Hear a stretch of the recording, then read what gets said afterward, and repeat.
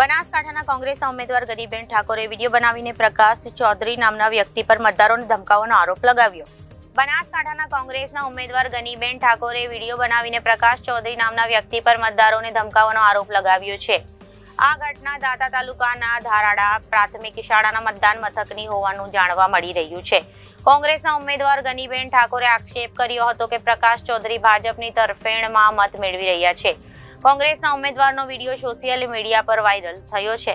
આજે આ ધરેડા પ્રાથમિક શાળામાં મતદાન મથકમાં મુલાકાત લેતા જે આ CRPF પોલીસની ખોટી રીતે પ્લેટો લગાવી અને આ ચૌધરી સમાજના યુવાનો એ લોકોને દબાવવા માટેના રોપ કરવા માટેના પ્રયત્નો કરી રહ્યા છે। ચાલુ મતદાને આ હાલ જ આપણે જે આ છોકરો જે સામે ઊભો છે એનું નામ છે પ્રકાશ ચૌધરી પાલનપુરનો, કે પાલનપુરને ના કાંઈ લેવા દેવા નથી, છતાં પણ આ ગામમાં આવીને મતદારોને દબાવી અને વોટિંગ ભાજપમાં કરવા માટે પ્રેરિત કરી રહ્યા છે।